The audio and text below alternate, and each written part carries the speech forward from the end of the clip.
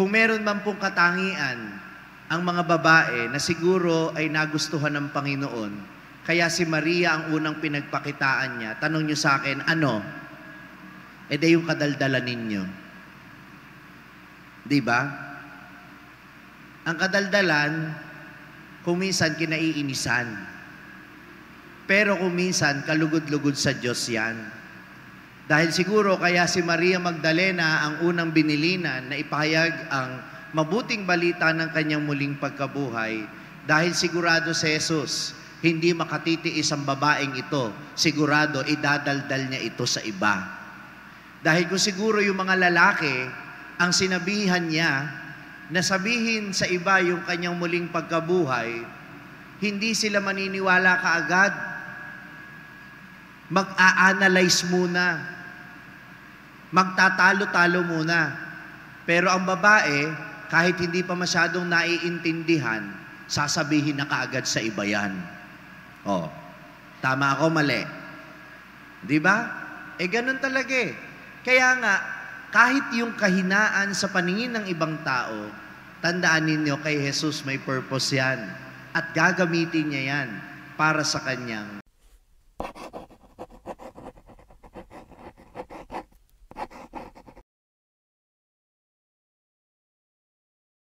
Sumainyo ang Panginoon. At sumaiyo rin. Ang mabuting balita ng Panginoon ayon kay San Juan.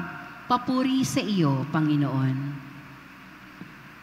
Madilim-dilim pa ng araw ng linggo, naparoon na si Maria Magdalena sa libingan.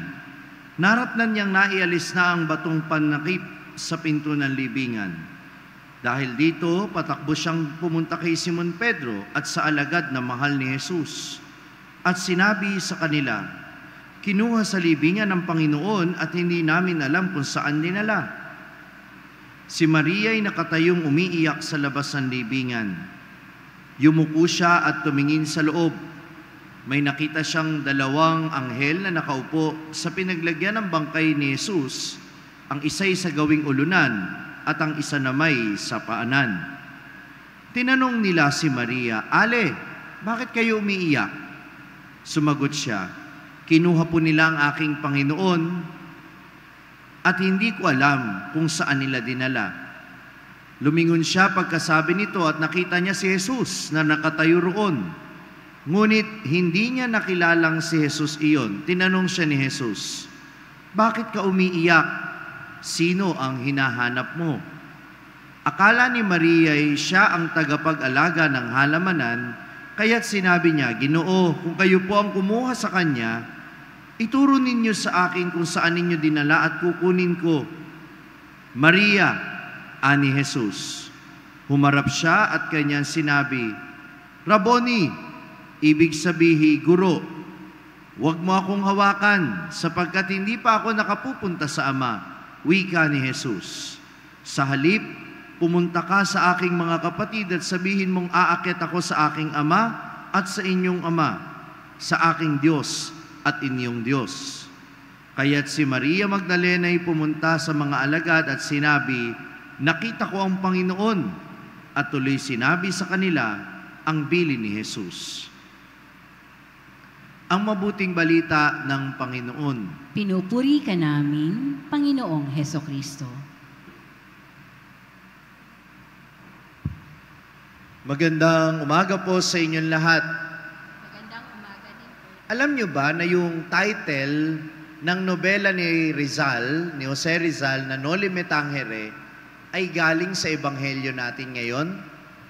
Ang ibig sabihin ng Noli Me Tangere ay, huwag mo akong hawakan. Ano ang ibig sabihin ng Noli Me Tangere?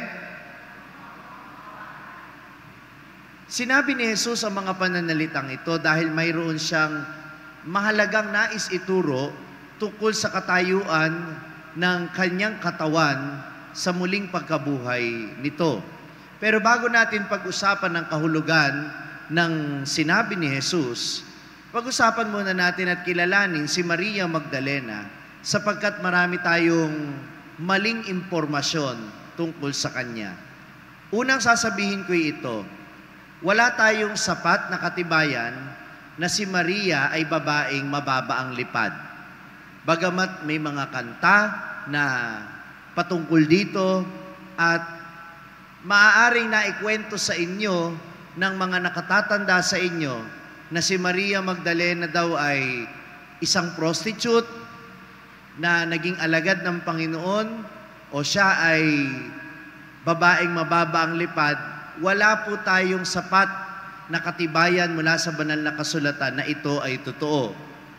Ang totoo na makikita natin sa banal na kasulatan ay isa siya sa mga masugid na tagasunod ni Jesus. At ayon sa Ebanghelyo, 7 demonyo ang pinalayas mula sa kanya.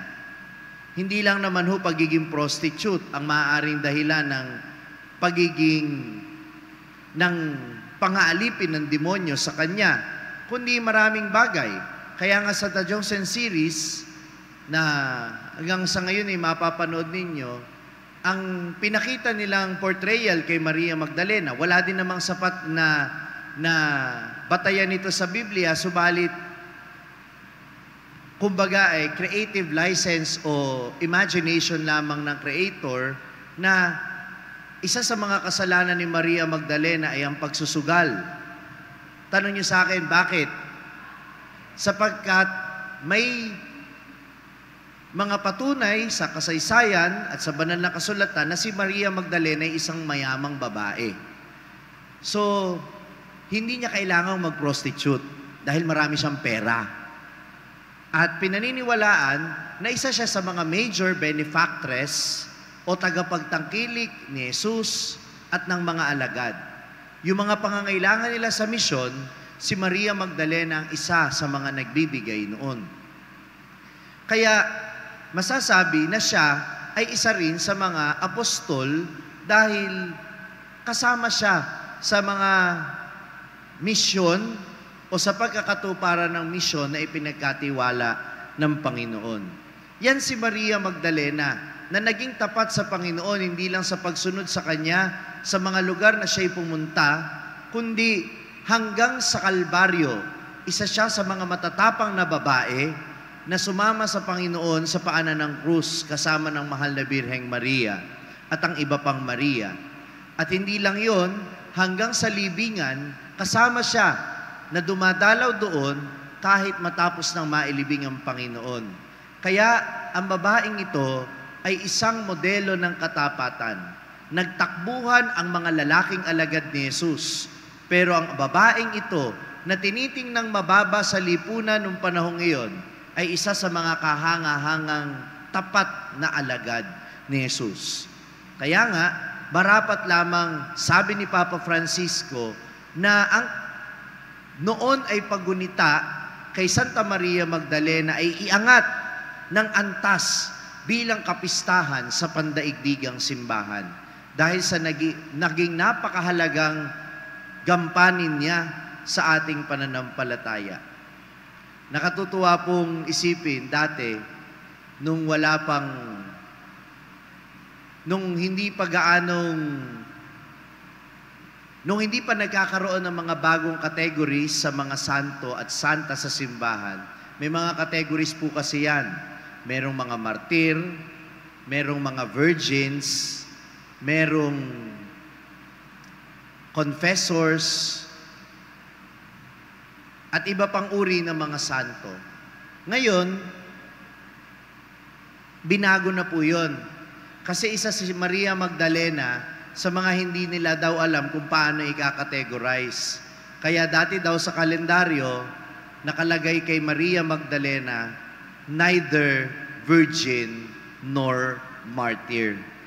Kaya ngayon, may category na sa simbahan na holy woman. Pero nakatutuwang isipin na kahit na si Pope Francis, hindi rin siya basta-basta kinategorize bilang holy woman. Binigyan siya ng espesyal na espasyo sa hanay ng mga banal at tinawag nga siyang apostola apostolorum o apostol sa mga apostol. Dahil ano ba ang role ng apostol? Siya ay pinahahayo upang magpahayag ng mabuting balita. At narinig natin sa mabuting balita ngayon na siya ang unang naging saksi ng muling pagkabuhay ng Panginoon at siya ang pinahayo ni Jesus para sabihin sa mga alagad na totoo ang kanyang muling pagkabuhay. At dito natin makikita na talagang may espesyal na puwang ang mga babae sa puso ng ating Panginoong Jesus. Palakpakan niya natin ang mga kababaihan na naririto ngayon. Espesyal kayo sa puso ni Jesus. At kung meron man pong katangian ang mga babae na siguro ay nagustuhan ng Panginoon, kaya si Maria ang unang pinagpakitaan niya, tanong niyo sa akin, ano? E de yung kadaldalan ninyo. Di ba? Ang kadaldalan, kung minsan kinaiinisan. Pero kung minsan, kalugod-lugod sa Diyos yan. Dahil siguro kaya si Maria Magdalena ang unang binilinan na ipahayag ang mabuting balita ng kanyang muling pagkabuhay.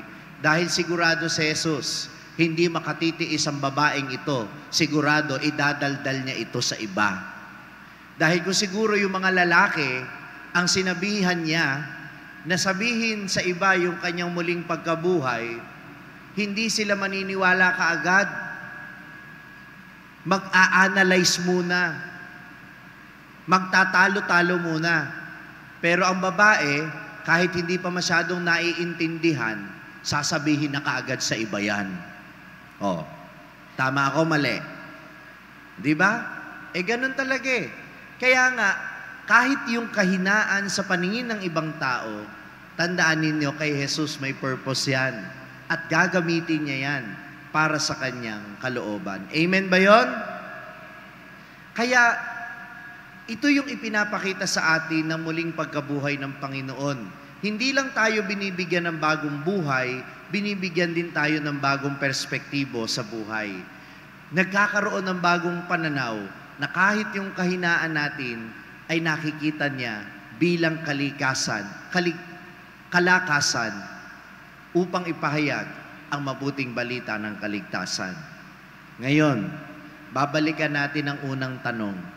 Bakit noli me tangere? Bakit sinabi ni Jesus, huwag mo akong hawakan? Sapagkat kung may bago tayong pananaw, dapat din nating makita ang muling pagkabuhay na bagong anyo ng buhay. Hindi na, ang ugnayan natin ay hindi na pangkatawan, kundi espiritual. Kaya nga palagi ko pong sinasabi sa mga namamatayan, lalo na dun sa mga isinaabong bangkay, hindi marapat na habang buhay, kasama natin yung bangkay sa bahay. Dahil kailangan nating i-let go yung physical na ugnayan natin dun sa taong namatay. Kaya nga ano ang sabi ni Jesus, huwag mo akong hawakan. Bilang paalala na kapag tayo ay nandun na sa muling pagkabuhay, kapag tayo ay namatay na at nakatanggap na ng muling pagkabuhay mula sa Panginoon, ang ating ugnayan sa lupa ay hindi na physical, kundi espiritual. Kaya dapat ang mga yumao, ipinagdarasal na lamang natin, ipinagkakatiwala na lamang natin sa Panginoon. At yung mga namatay na, kapag sila'y kapiling na ng Panginoon, ipagdarasal naman nila tayo at sa ganitong paraan naman nila ipapahayag sa atin ang kanilang pagmamahal. Sapagkat sa muling pagkabuhay, mayroon ang bagong anyo ng ugnayan meron tayo. Kung paanong may bagong pananaw na idinudulot ang muling pagkabuhay ni Jesus, may bago ding anyo ang ating pakikipag-ugnayan sa isa't isa. Hindi na pisikal, kundi espiritual.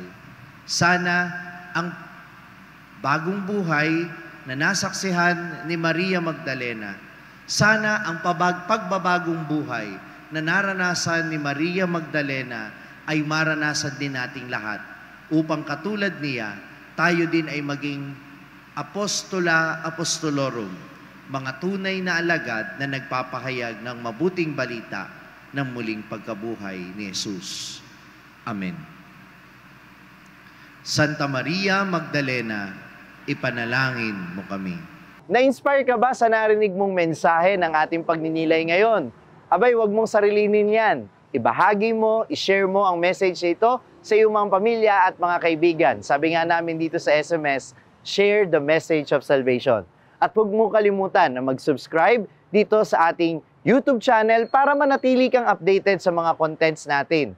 At bisitahin din at i-like ang ating iba pang mga social media platforms sa TikTok, Facebook, at Instagram. Hanapin lamang ang Sa Madaling Sabi ni Father Franz Dizon.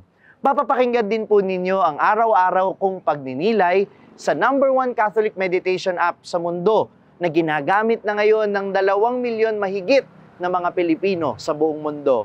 Ito ang Hallow app. Kung ida-download ninyo ito ngayon ng libre, ay makaka-access pa kayo sa 10,000 plus contents nito sa loob ng 90 days.